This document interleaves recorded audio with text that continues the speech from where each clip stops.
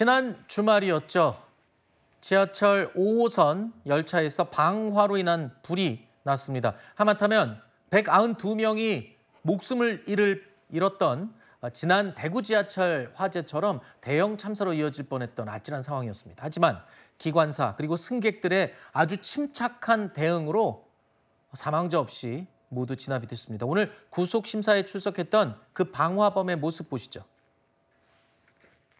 미리 계획하고 불지르신 겁니까?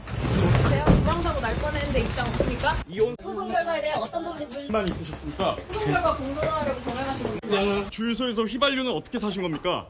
피해자인 척 나오셨는데 피의 사실 모면하려고 하신 겁니까? 시민분들께 하실 말씀 없으십니까? 심사에서 어떤 부분 소명하셨습니까? 혹시 혐의 인정하시는 걸까요? 손해배상 청구 거론되는데 관련 입장 있으십니까? 피해자분들 이렇게 하실 말씀 없으세요? 피해자인 척 나오셨다고 피해자다고 하시는데 피해 사실 숨기시려 하신 겁니까? 혹시 그 이혼 소송 관련해서 불만 있었다는데 그거 공론화 하시려던 거 맞나요? 맞아요. 자, 60대 남성 원모 씨 방화범입니다. 지금 영상으로 보고 계신데 본인의 이혼 소송에 대해서 불만을 품고 방화를 계획했고 저희 채널A 취재에 따르면 2주 전에 휘발유를 미리 구매해서 범행을 준비했던 것으로 파악이 됐습니다. 그렇습니다. 이혼 소송에서 위자료가 많이 나오다 보니 이것을 불만을 가지고 외부에 알리고자 어떻게 보면 안갚음, 보복 범죄 심정으로 이렇게 계획된 범죄를 했다라고 알려지고 있는데요.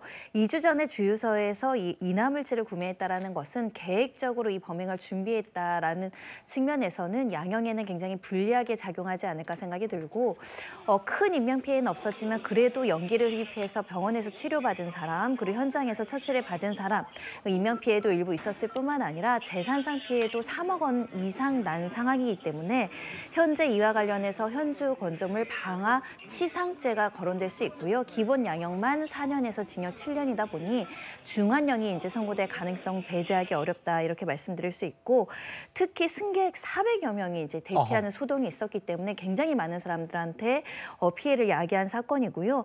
특히 우리 이렇게 공중 밀집 시설, 특히 이 지하철에는 대중교통의 아주 핵심적인 공간이다 보니 여기에 어떤 개인적인 범죄의 동기로 범행을 했다는 점에서는 엄벌이 필요하지 않을까 생각이 들고요. 다행히 이번에는 신속한 대처로 인명피해는 없었지만 좀 사회적으로 경각심을 가져야 되지 않을까 합니다. 사실 200명 가까운 목숨을 잃었던 대구 지하철 참사 때 그때의 기억을 더듬어 보면 지하철 의자도 다 불에 잘 타는 소재였고 내부 인테리어도 그랬지 않습니까? 그때 화재를 계기로 진짜 싹 바뀌었습니다. 딱딱하지만 불에 타지 않는 재료로 모두 바뀌고 그것 이외에도 이번 사고 때는요. 지하철 5호선의 기적이라고 불릴 정도로 승객들의 질서 있는 대피가 아주 인상적이었다는 평가입니다. 그리고 또 한 가지 경찰이요. 이 원모 씨를 체포할 때 손에 유난히 그름이 시커멓게 많은 걸 의심해서 체포했다는 겁니다. 모든 게 다 맞아떨어져 내렸다는 거죠. 천천히.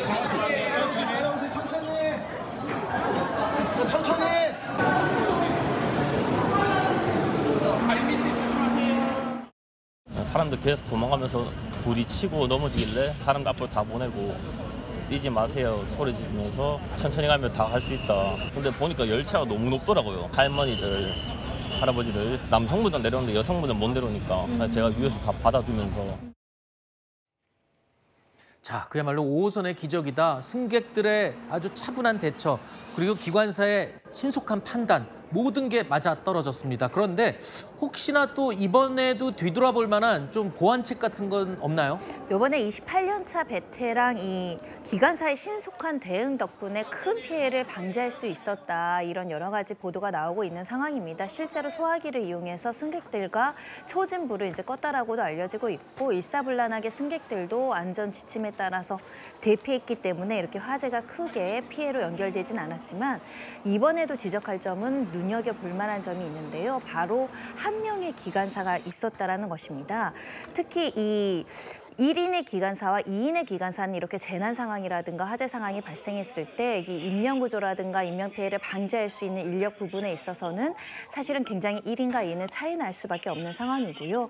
그러다 보니 1인 승무제, 2인 승무제 안전관리 부담에 큰 차이가 있다 보니 2인 구조로 가야 되는 거 아니냐라는 목소리가 나오고 있는 상황이고 네. 특히 CCTV 문제도 있었습니다. 이 5호선 지하철 열차 내에 총 4개의 CCTV가 있었다고 하는데 네. 이 CCTV 영상이 중앙감지센터에 실시간으로 송출되지 않다 보니 네. 이 감지센터에서 화재가 발생한 사실을 추후에 알았다는 겁니다. 아하. 그런 점은 지속하게 이제 관리 감독을 철저하게 하되 또 제도가 개선돼야 될 부분은 개선해야 되지 않을까 합니다. 알겠습니다.